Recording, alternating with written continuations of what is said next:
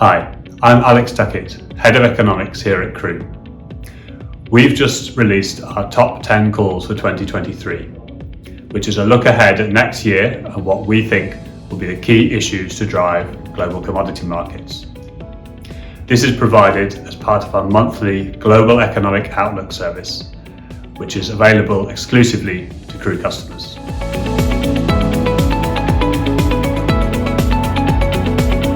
We expect world growth to decelerate to just 1.3% next year as both Europe and the US go into recession.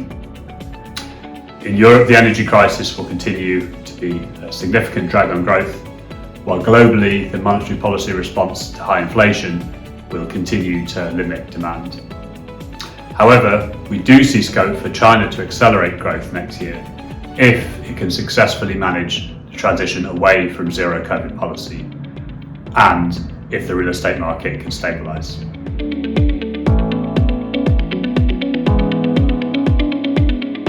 Arthur, in the last couple of years we've seen really strong growth in EV adoption.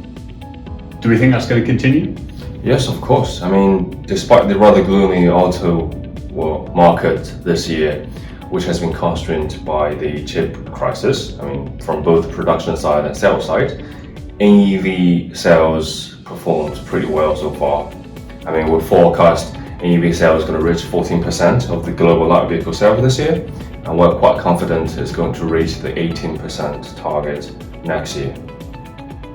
And that positive picture, is that shared across all major regions? Yes, so in most regions, for example China, the October year-to-date data this year has grown for 109% year-on-year.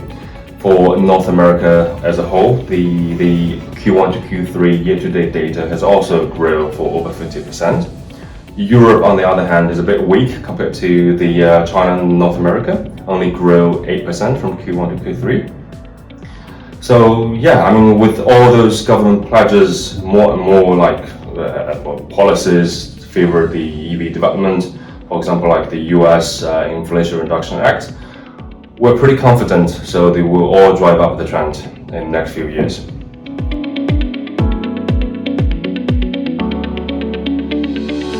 Veronika, just talking to Arthur about the Inflation Reduction Act. Do you want to say a bit more about the policy response in general to inflation?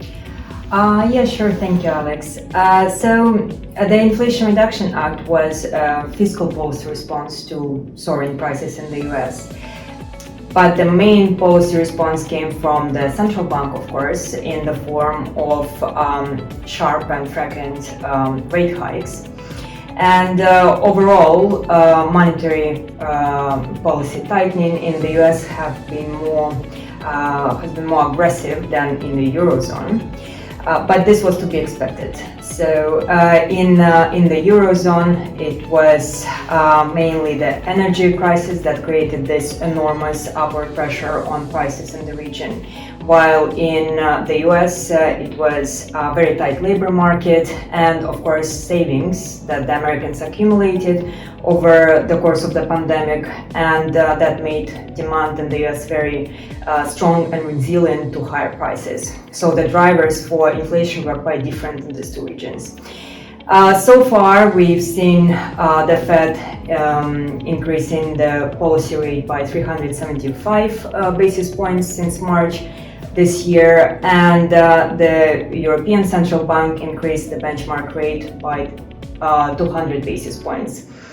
And even though these rate hikes are very substantial, of course, only just recently we began to see inflation in these two regions begin to respond and decline on a year-to-year basis.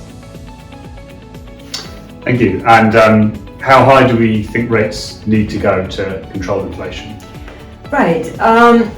So we expect to see further monetary tightening in both the Eurozone and the US because both central banks have signaled their commitment to tackling inflation. So we expect the Fed to increase the federal funds rate to 5.25% by the end of first quarter next year, and the European Central Bank to increase the policy rate to 3%.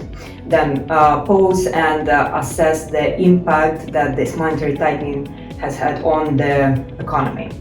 So the cost of lower inflation will be recession, shorter and milder in the US and longer and deeper in the Eurozone.